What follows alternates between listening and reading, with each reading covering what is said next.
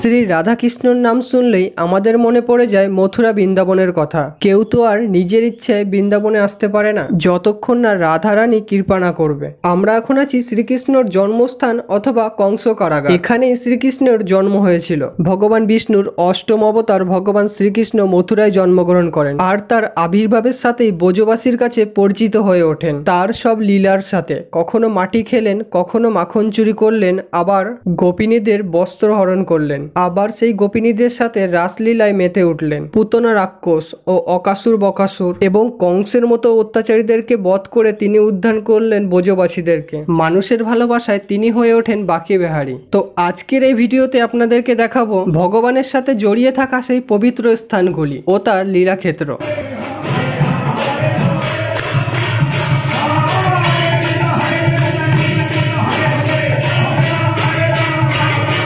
বৃন্দাবনে এসে অটো বা রিক্সায় করে সরাসরিভাবে প্রেম মন্দিরে আসা যায়। আপনারা যদি কখনো বৃন্দাবনে আসেন অবশ্যই সন্ধ্যার দিকে প্রেম মন্দিরে যান। এটি এমন একটি অভিজ্ঞতা যা আপনি কখনোই ভুলবেন না।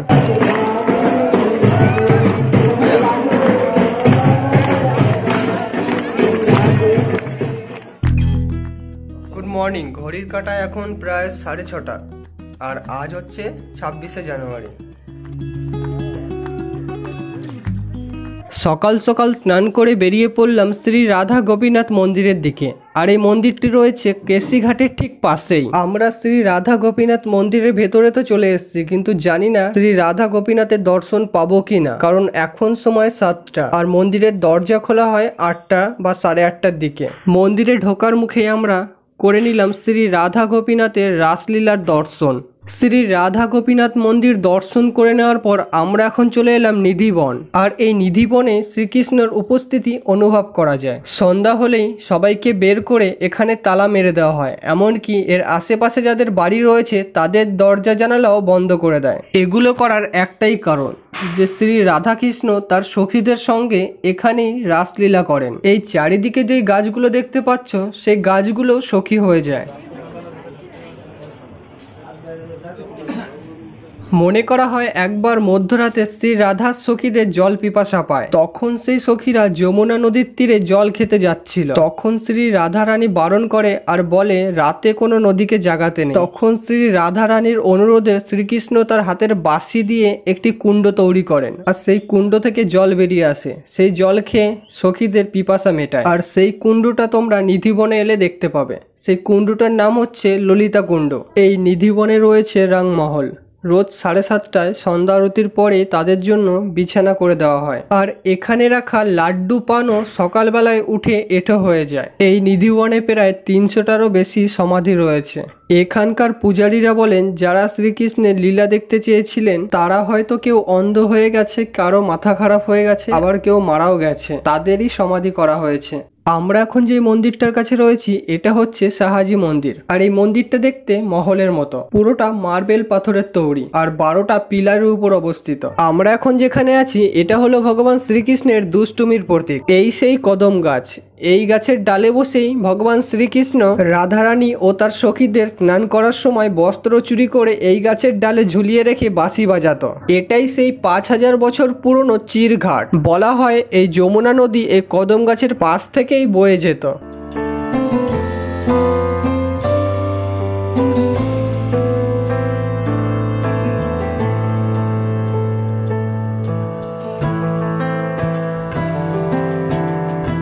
আমরা আছি এখন কেশিঘাট। এই বৃন্দাবনে যমুনা নদীর তীরে সব থেকে সৌন্দর্য ঘাটের মধ্যে অন্যতম একটি ঘাট হলো এই কেশিঘাট।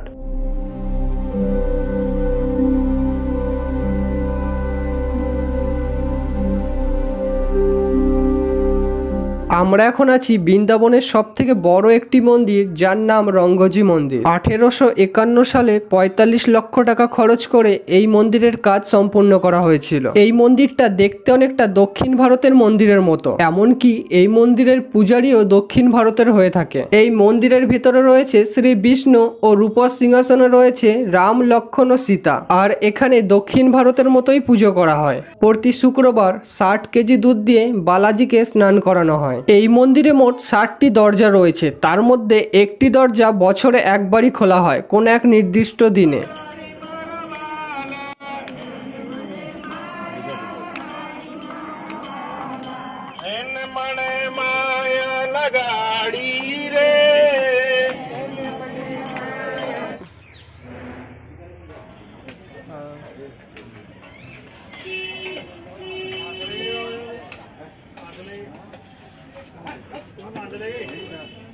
কপালে ছিল এটাই ভগবানের প্রসাদ, দ্বিতীয় দিনে পেয়ে গেলাম। এটাই লাস্টের ছিল, যে আর এক্সট্রা কোনো ছিল না। टमाटर आलू इसका सब्जी গাজর আলু।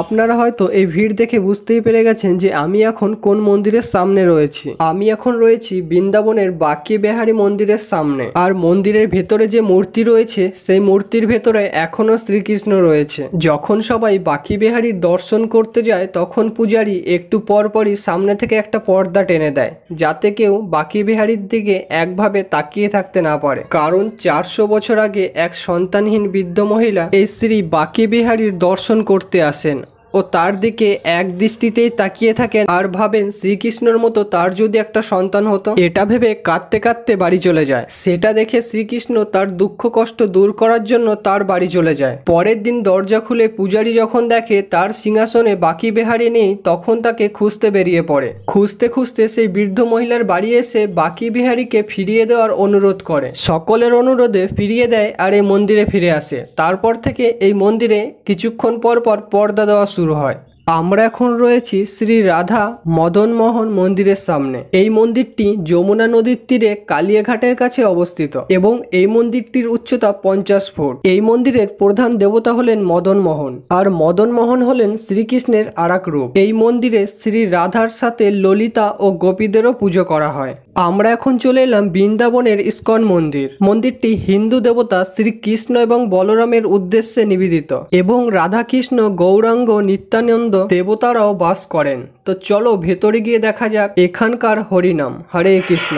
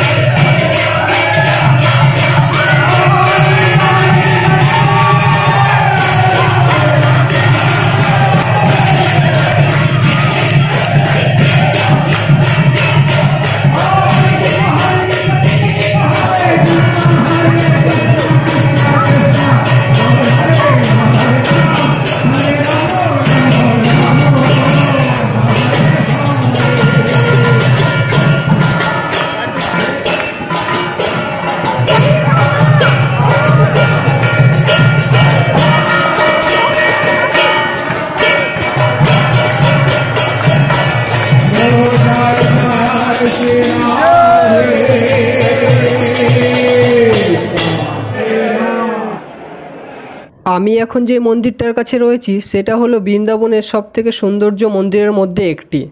তো এটাই হচ্ছে প্রেম মন্দির। এই প্রেম মন্দিরে আসতে গেলে তোমাদের বৃন্দাবনে নেমে টোটো, অটো বা পায়ে হেঁটেও সরাসরিভাবে প্রেম মন্দিরে আসতে পারবে। ঘড়ির কাঁটায় এখন দুপুর 3টে আর মন্দির খোলার টাইম হচ্ছে 4:30। তাই পাশের এক দোকান থেকে হালকা কোনো খাবার খেয়ে বেরিয়ে পড়বো মথুরা। তো এই দোকানে তেমন কিছু দেখতে পেলাম না, দেখলাম ম্যাগি বিক্রি হচ্ছে, তো 1 প্লেট ম্যাগি নিয়ে নিলাম।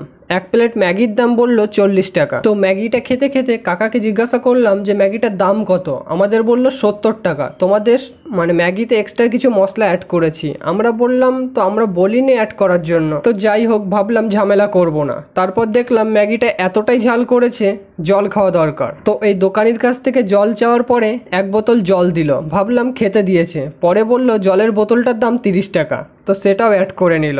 মাথাটা তো এমনিতেই গরম, তারপরে মুখটা গরম করতে চলে এলাম একটা চায়ের দোকানে। চাটা বেশ ভালো ছিল, তাই মাথা ঠান্ডা করে বেরিয়ে পড়লাম মথুরার উদ্দেশ্যে। তোমরা দেখে ভাবছো আমাদের গেটের সামনেই নামিয়ে দিয়েছে, কিন্তু না, 200 মিটার আগে নামিয়েছে অটো। বাকিটা আমরা পায়ে হেঁটেই এলাম।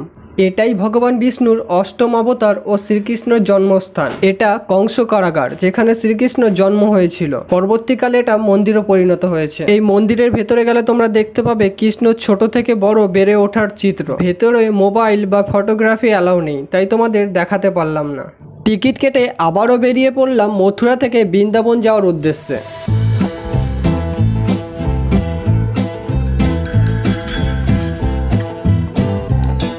চলে এলাম মন্দিরের সামনে। এই প্রেম মন্দিরটা নির্মাণের কাজ শুরু হয়েছিল 2001 সাল থেকে 2012 সাল পর্যন্ত। আর এই মন্দিরের দরজা খোলা হয় 4:30 থেকে আর বন্ধ হয় রাত 8টায়। আর এই মন্দিরটি খাঁটি সাদা মার্বেল পাথরের তৈরি। মন্দিরটি বৃন্দাবনের 54 একর জমির ওপর অবস্থিত, যেখানে শ্রী রাধাকৃষ্ণ অবতরণ করেছিলেন বলে মনে করা হয়।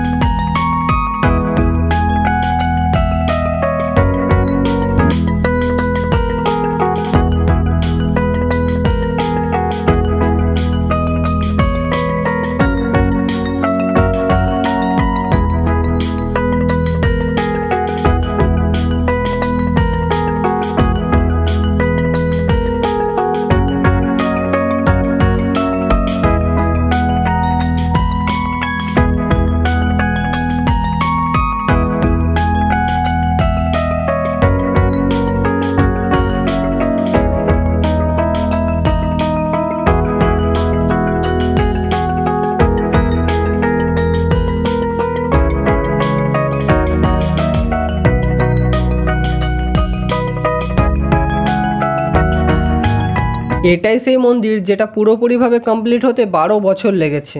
এতক্ষণ তো তোমাদের প্রেম মন্দিরের বাইরের দৃশ্যটা দেখিয়েছি, এবার চলো মন্দিরের ভেতরের দিকে যাওয়া যাক।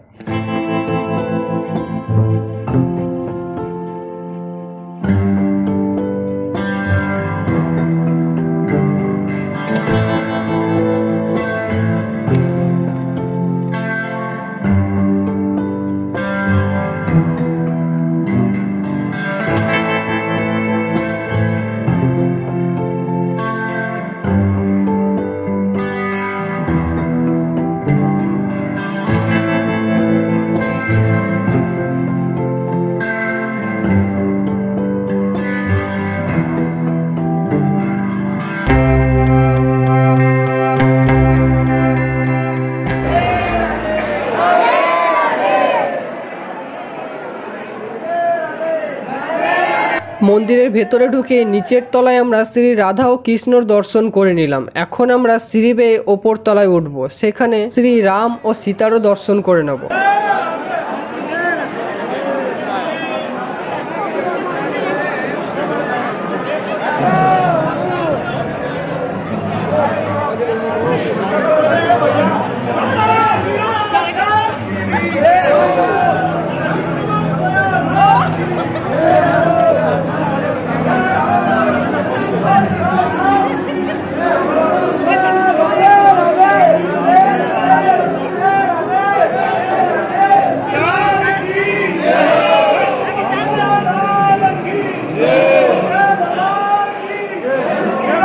অন্য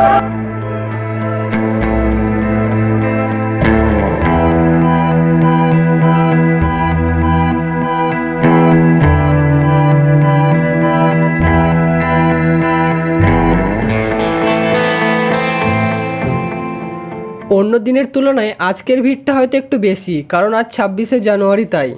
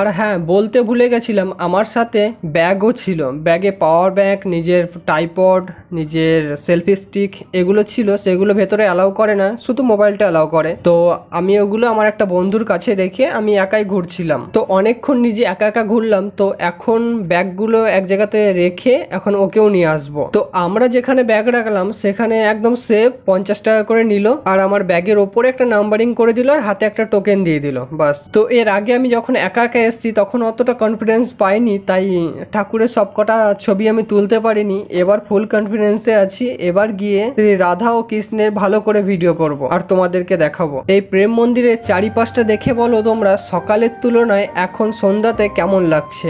এই কারণে আমি তোমাদেরকে বলেছিলাম প্রেম মন্দিরে যদি কখনো আসো তো এই রাতের দিক করেই আসো, 8টার আগে।